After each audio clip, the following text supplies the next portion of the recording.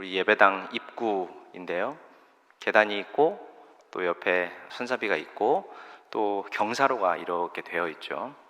예전에는 경사로가 설치되지 않았던 때가 있었죠. 그래서 경사로를 처음 곳곳에 설치하던 때에는 많은 분들이 지금 아무런 불편 없이 잘 살고 있는데 왜 이렇게 번거로운 일을 만들어서 하느냐 라면서 볼멘소리를 많이 했던 기억이 있습니다. 아마 두 다리가 성한 일반인들은 경사로로 된 출입구가 없어도 아무런 불편이 없이 다닐 수 있기 때문에 필요를 느끼지 못했을 거예요. 그런데 지금은 어떻습니까? 한동안 그런 진통을 겪고 나니까 지금은 경사로도 계단 사이에 있지만 이질감을 전혀 느끼지 못하죠. 처음 경사로를 설치할 때는 이 경사로는 장애인용이라고 생각을 했습니다. 장애인들이 계단을 오르내릴 수 없으니 이 경사로를 사용하라는 거였어요. 배려의 차원으로 만든 거죠. 그런데 이제 보십시오. 다음 사진요. 이제는 장애인만 경사로를 이용하는 것이 아닙니다.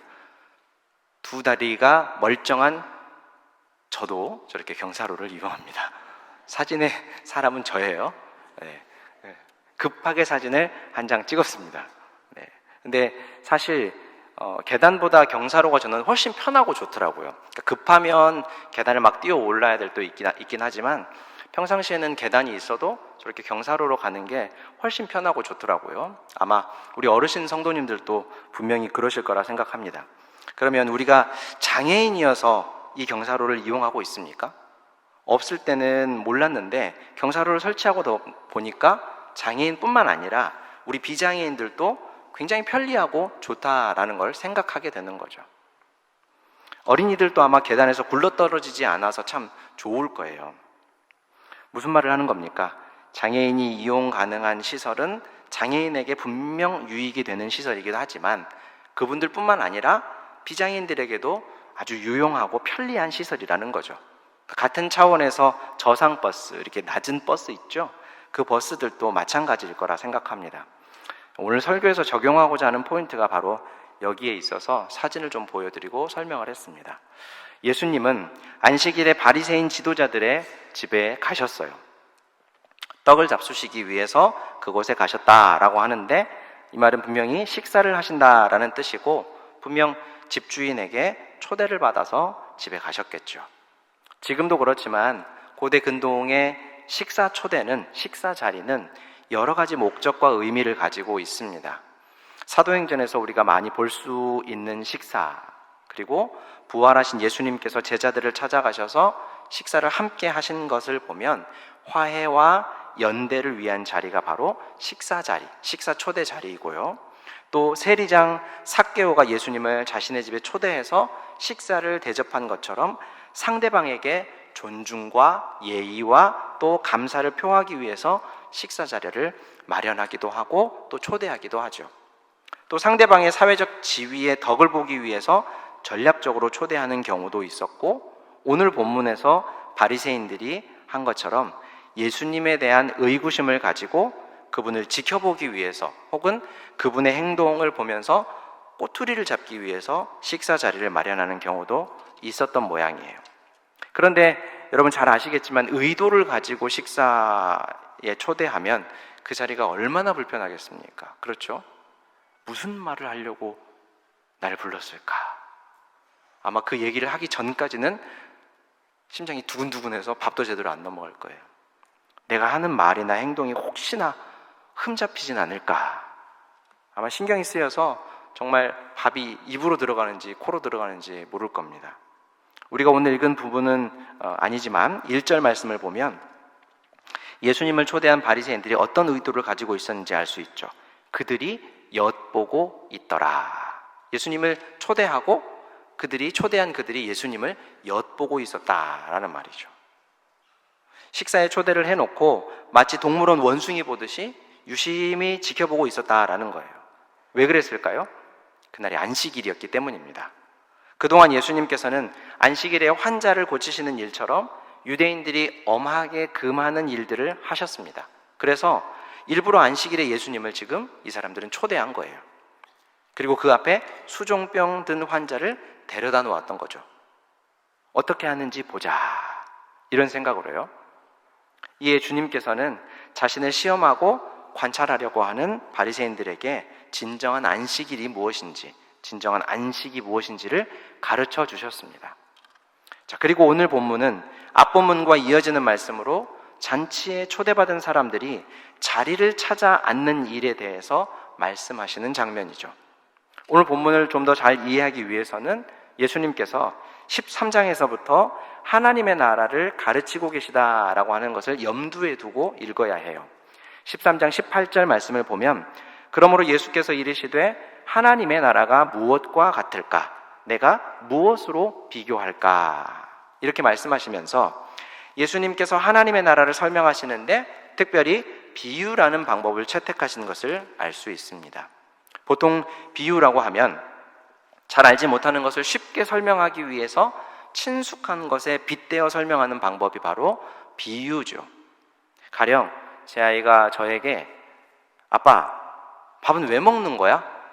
이렇게 얼마 전에 물어본 적이 있어요. 그래서 밥은 마치 자동차의 기름 같은 거야. 자동차는 기름이 있어야, 기름을 넣어줘야 자동차가 계속 가지. 그런 것처럼 우리는 밥을 먹어야 움직일 수 있는 힘을 얻을 수 있는 거란다. 이렇게 설명했어요. 그랬더니 저희 둘째가 자동차를 굉장히 좋아하는데 자동차를 좋아하는 아이가 그 이야기를 듣더니 라면서 이제 알겠다. 이런 표정을 저에게 보여주더라고요. 예수님께서는 비유를 아주 자주 사용하셨습니다. 특별히 하나님의 나라에 대해서 설명하실 때 비유를 많이 사용하셨죠. 예수님은 이 땅에 있는 것으로 보이지 않는 하나님의 나라를 설명하셔서 사람들의 이해를 돕고 계셨던 겁니다. 하나님의 나라는 마치 밭에 감추인 보화와 같아 라고 말씀하셨는데 밭에 있는 보화를 갖기 위해 밭 전체를 사버릴 만큼 천국의 가치가 그렇게 크다라는 설명을 하신 거죠. 또 천국은 마치 품꾼을 얻어 포도원에 들여보내려고 이른 아침에 나간 집주인과 같다 라고 설명을 하셨는데 하나님의 나라는 사람이 노력한 결과로 주어지는 것이 아니라고 가르쳐 주시면서 그 나라는 하나님의 약속에 따라 선물로 주어지는 것이기 때문에 차등이 없다라고 가르쳐 주시죠. 예수님께서는 오늘 본문에서도 비유로 하나님의 나라를 설명하고 계십니다. 그렇다면 예수님께서 잔치 자리에 대한 말씀을 하시는 것은 잔치 자리가 설명하려는 전부가 아니라 다른 무언가를 설명하기 위해서 이 잔치 자리의 이야기를 하시고 있다라는 것을 우리가 미루어 짐작해 볼 수가 있겠죠. 예수님께서 바리새인 지도자 집에 초청받아 가셔서 안식에 대한 온전한 가르침을 주시자 그 말이 끝나자마자 속속이 다른 손님들이 그 집에 도착했다라고 하죠. 예수님께서는 잔치에 참여하기 위해 들어오는 사람들이 자리에 앉을 때 자리를 골라 잡는 것을 보셨어요. 몰라서 유심히 보신 것은 아닐 테지만 그 모습을 보면서 계속되는 하나님 나라에 대한 설명에 좋은 자료가 되겠구나라고 판단하신 것 같아요. 그렇다면 잔치에서 자리를 골라 잡는다라는 게 무슨 뜻일까? 예수님 당시의 유대 사회는 잔치에서 앉는 자리, 그 사람에게 배정된 그 자리가 그 사람의 사회적인 지위와 영향력을 나타내는 중요한 지표가 됐습니다. 그래서 잔치 주인과 가장 가까운 자리에 앉을수록 귀한 손님이고 사회적으로 존경받고 큰 영향력을 가진 사람이다라는 뜻이었어요.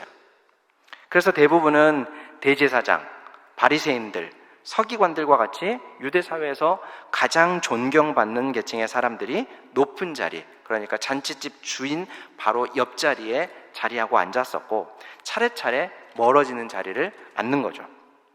그런데 이런 자리는 절대적인 지위를 나타낸다라고 말하기보다는 상대적인 지위를 나타내는 경우가 많았어요.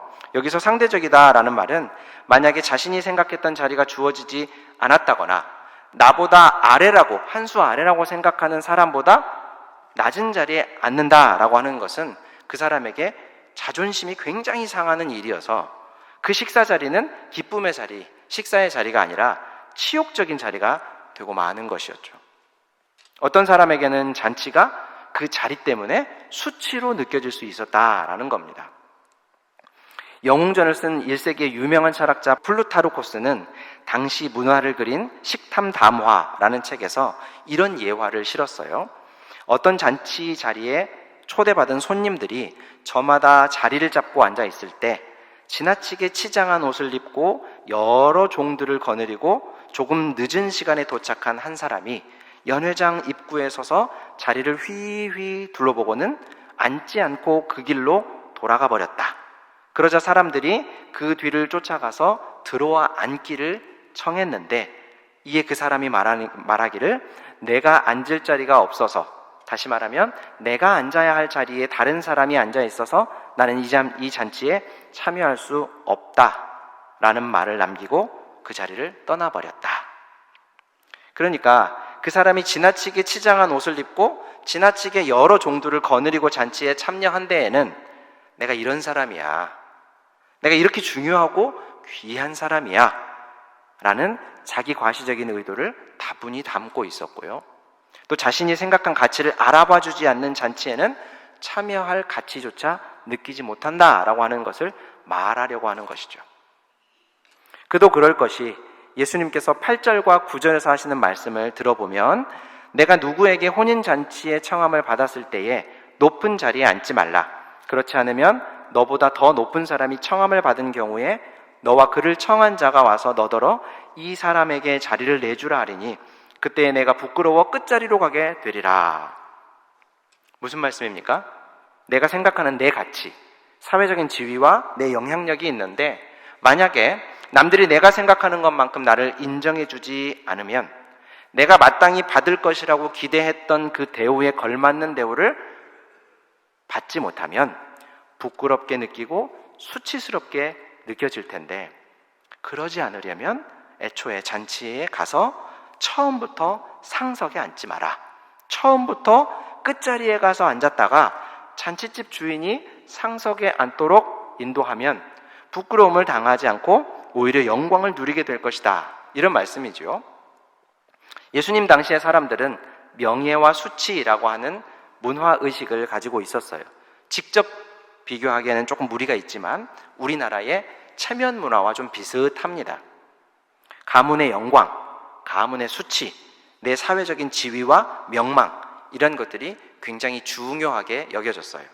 돈이나 현실보다 명예와 수치를 무척이나 중시했다라고 알려줍니다. 그래서 율법 교사들과 바리새인들은 사회적으로 존경받고 명망을 얻기 위해서 오늘 본문의 표현을 따르면 수치를 당하지 않고 영광을 받기 위해서 구제하는 일도 굉장히 열심히 하는 사람들이었어요. 철저하게 계산된 외식이었죠. 실제로 잔치집의 주인이 자신들을 상석에 앉혀줄 것을 예상하고 사람들 앞에서 영광을 누리기 위해 일부러 끝자리에 앉는 사람들도 있었습니다. 너무 부정적으로만 보는 것 아닙니까? 구제하는 일도 참 좋고 그 다음에 겸손하게 끝자리에 앉는 것이 좋은 일 아닙니까? 라고 물으실지 모르지만 끝자리에 앉는 것이 진심인지 아닌지 외식인지 아닌지를 가늠해 볼 수 있는 좋은 척도는 주인이 나를 상석으로 이끌지 않았을 때 기분이 나쁘냐 나쁘지 않느냐를 살펴보면 알 수 있습니다. 그런 차원에서 당시 유대 지도자들은 앞선 플루타르코스의 식탐담화에 등장하는 사람과 같은 그런 태도를 보였기 때문에 나에게 내가 기대하는 자리에 앉혀주지 않으면 기분 나빠하고 그 자리에 앉으려고 하지 않았던 그런 모습을 보였기 때문에 철저하게 계산된 외식을 가지고 있었다라는 것이죠.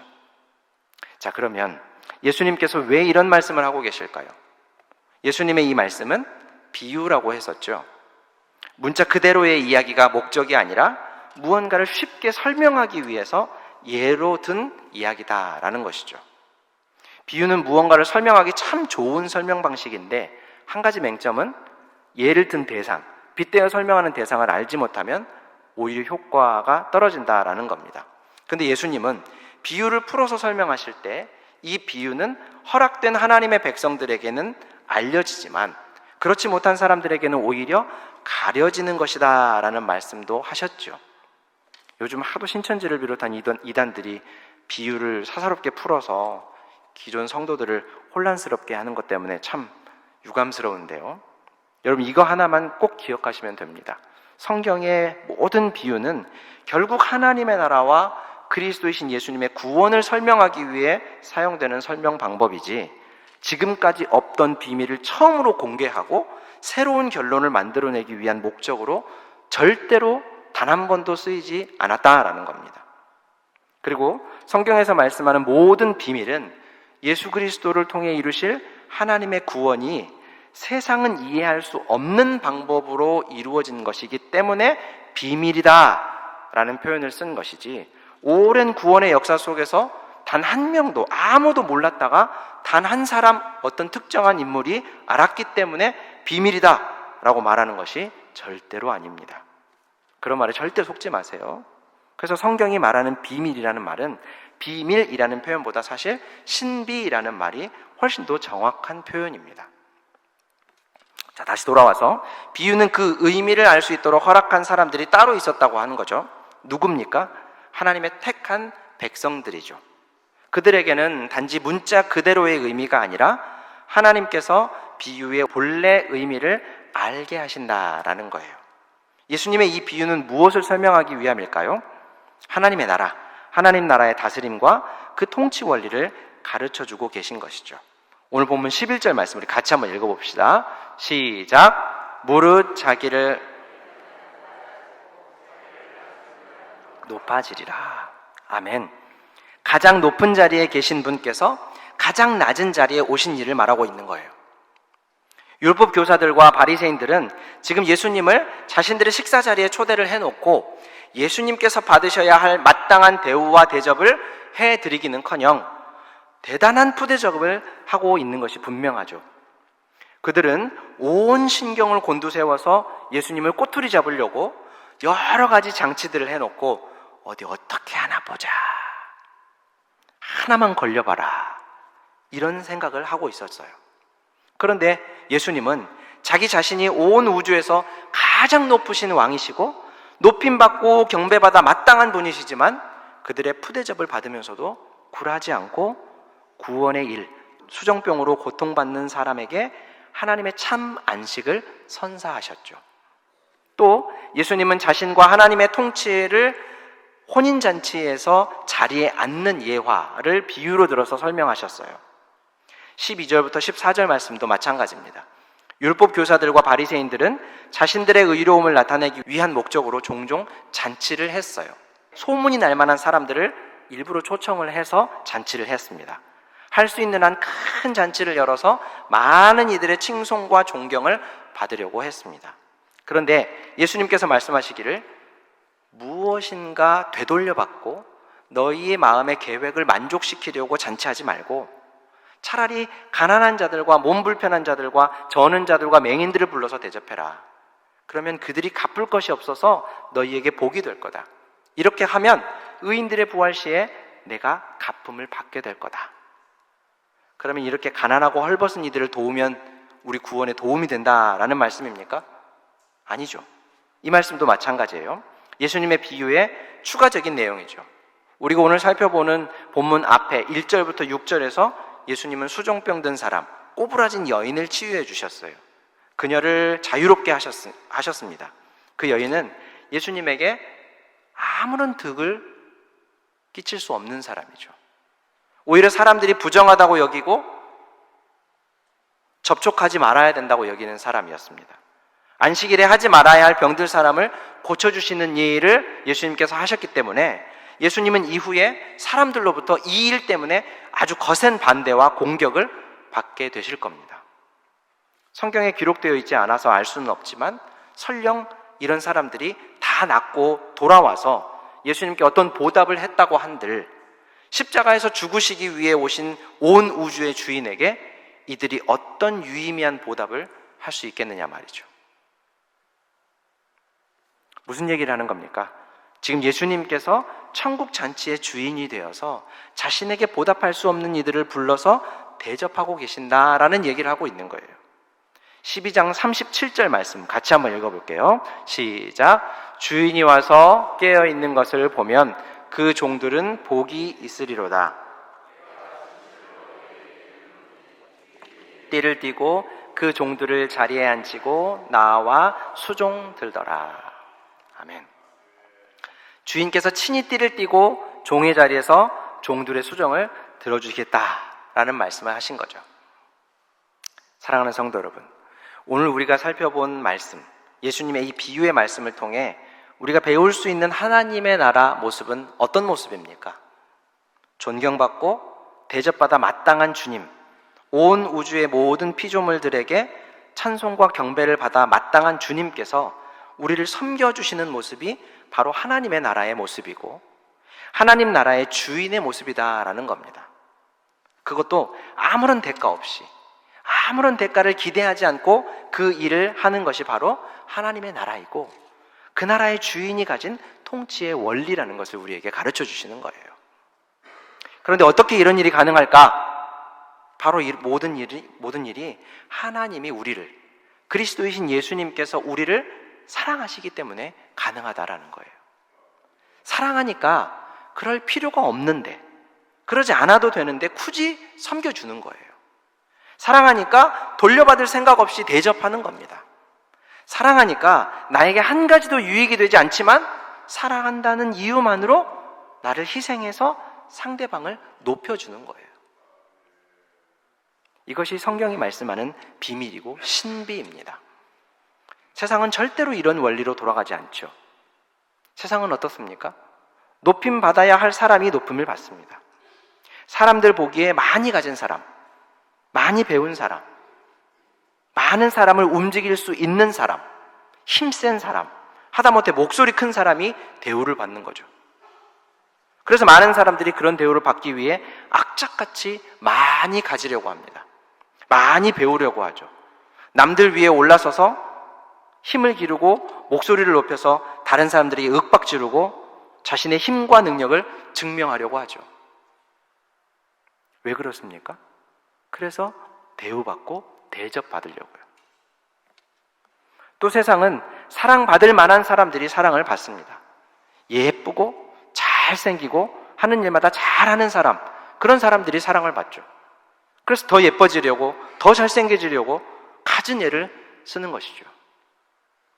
그런데 하나님의 나라는 이런 삶의 방식을 거부하는 사람들의 모임이죠. 예수님께서 하신 것처럼 대접받고 대우받아 마땅한 사람들이 그 자리를 거부하고 오히려 남을 나보다 더 대접받는 자리에, 대우받는 자리에 앉혀주는 사람들이 바로 하나님 나라 백성들이죠. 사랑받을 만한 사람만 사랑하는 게 아니라 사랑받을 만한 모습이 별로 없어도 사랑해주고 인정해주는 사람들이 바로 우리이죠, 우리. 이렇게 이상하리 많지 신비로운 일들이 일어나는 곳이 바로 교회이고 우리 성도들의 모임입니다. 여러분, 주일에 담임 목사님과 장로님들 또 교육자들이 왜 예배를 마치자마자 내려와서 성도님들을 배웅하고 인사하시는지 아십니까? 나이를 떠나서 우리는 이분들을 교회의 어른이라고 생각하잖아요. 이분들에게 존경과 존중을 표하죠. 교회의 대표들이시니까요. 그러면 이분들이 인사를 받아 마땅하다라고 여길 수 있습니다. 근데 세상은 그렇죠. 회사의 사장, 임원진들이 존중받고 인사를 다 받습니다. 근데 교회는요, 미리 보는 하나님의 나라가 아니겠습니까? 그래서 반대로 하는 거예요. 인사받을 만한 분들이 먼저 인사하는 거죠. 존중받아 마땅한 분들이 먼저 다른 분들을 존중해 드리는 거예요. 대가를 바라지 않고 하는 일입니다. 그저 그것이 우리 예수님께 내가 받은 사랑이기 때문에 하는 일이고 예수님을 따르는 제자들의 마땅한 삶이기 때문에 하는 거예요. 우리가 한 걸음 더 나가볼까요? 그러면 교회에서 인사를 제일 많이 해야 되는 사람은 누굽니까?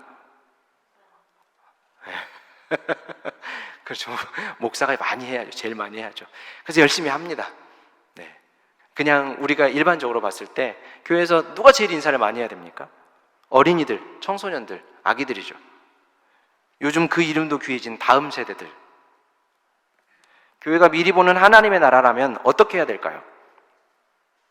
인사를 받아야 할 어른들이 먼저 다가가서 인사해줘야 합니다. 혹시 내가 그랬나 하는 생각에 상처받지 말고 들으세요. 오해하지 말고. 간혹 보면 교회에서 만나는 아이들에게 인사 안 하냐? 이렇게 호통을 치시는 분들이 있어요. 마음이 철렁합니다, 정말. 저도 가끔 인사를 하다 보면 아이 부모님이나 권사님들이 아이가 저한테 인사 안 하고 이렇게 잠깐 인사하는데 그런데도 인사 안 하고 그냥 지나가는 애들이 있어요.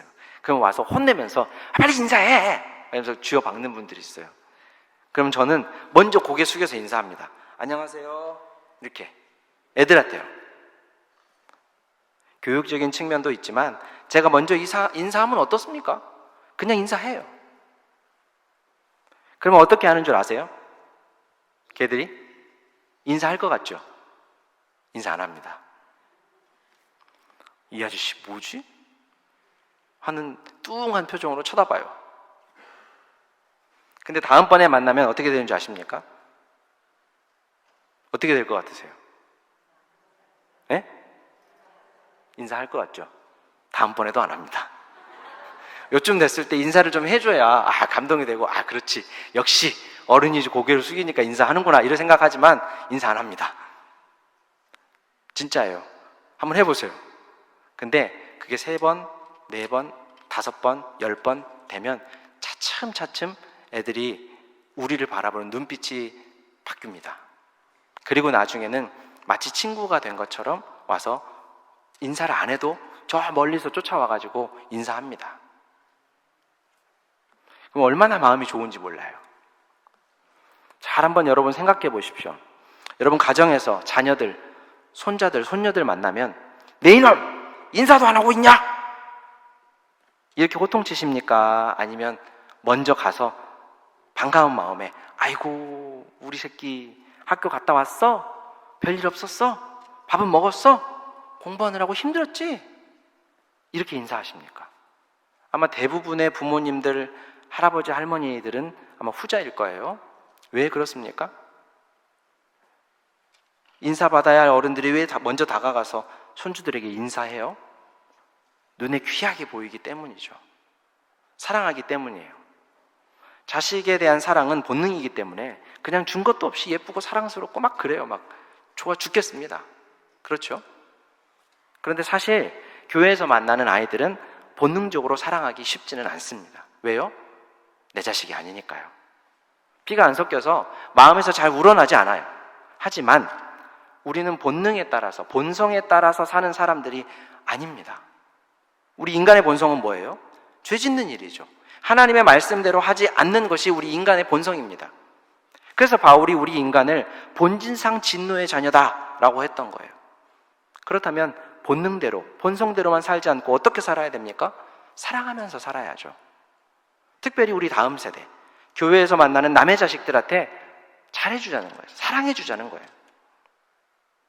예수님 당시에는 여자나 어린이나 노인은 인구수에도 포함을 시키지 않았어요. 왜 그랬습니까? 그만큼 사회에서 천대를 받았다라는 증거죠. 그런데요, 우리 예수님은 어린이가 예수님 곁으로 오는 것을 막지 말라고 말씀하시면서 한 수 더 뜨십니다. 그러면서 누구든지 이와 같이, 누구든지 어린아이와 같이 되지 않으면 천국에 못 들어갈 거다, 이런 말씀을 하셨어요. 아마 그 말씀을 들은 사람들은 모두 아마 큰 충격에 빠졌을 겁니다. 구원받아서 마땅하다고 여겼던 바리새인들, 서기관들, 종교 지도자들과는 만나서 매일같이 그들에게 호통을 치시고 강도 높게 그들을 비판하시던 분이 구원은 고사하고 사회에서 인격적인 대우조차 해주지 않는 사람, 조금 심하게 말하면 사람 취급도 잘 안 해주는 어린이들을 가리키시면서 구원의 한 모습을 설명하시는 것이 당시 사람들에게는 아마 굉장한 충격이었을 거예요. 더욱이 예수님께로 나오는 아이들을 적극적으로 가로막았던 사람들이 누구였습니까? 바로 예수님의 제자들이었죠. 아마 그들은 쥐구멍이라도 찾아 들어가고 싶은 심정이었을 거예요. 예수님께서 사회에서 인정받지 못하고 대접받지 못하는 사람들을 귀하게 여기시고 그들을 가까이 하시고 사랑하셨다면 우리는 어떻게 해야 되겠습니까? 오늘 본문에서 잔칫집 주인과 가까운 자리에 앉는 사람이 중요한 사람이라고 했는데 하나님 나라의 주인이신 예수님과 가까이에 있는 어린이, 사회에서 대접받지 못하는 이들을 보면서 우리는 질투를 느껴야 할까요? 아니면 우리가 그들보다 주님과 먼 자리에 앉는 것을 기쁨과 영광으로 여겨야 할까요?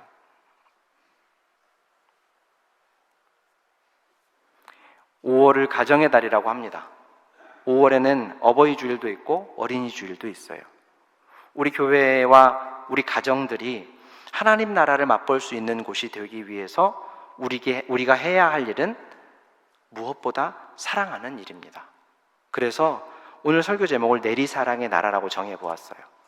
하나님의 나라, 그 나라를 담은 교회와 우리 가정은 내리사랑의 나라가 되어야 한다라고 믿고 있습니다. 사랑이라는 말은 구호뿐인 추상어가 아니에요. 제가 설교를 처음 시작하면서 보여드렸던 사진 기억하시죠? 사랑은 굳이 하지 않아도 되는 일, 나는 지금도 크게 불편함이 없지만 불편을 느끼는 이들을 위해 내가 희생과 불편을 내가 스스로 감수하는 일이에요. 특별히 다음 세대 아이들이 왜 교회에 안 오는지, 왜 교회에 오기 싫어하는지를 한 번쯤 생각해 봤으면 좋겠어요. 내가 예배하는 장소, 내가 예배하는데 필요한 물품들 뿐만 아니라 귀한 우리 다음 세대 아이들이 예배하는데 어떤 게 필요한지, 그들이 예배하는 예배당에 불편함은 없는지 살펴주는 일이 필요합니다. 아마 제가 교육부서를 맡고 있는 교육자였다면 이 목사님 맡고 있는 부서의 예배실에 뭐 필요한가 보다, 좀 알아봐라, 이렇게 생각하시겠지만 저는 부서를 맡고 있지 않아서 담대하게 말할 수 있는 것 같아요. 사랑하는 성도 여러분, 우리 어른들이 먼저 섬겨주고 먼저 사랑해주고 먼저 인사해줘야 합니다. 사랑은 말로 하는 게 아니에요.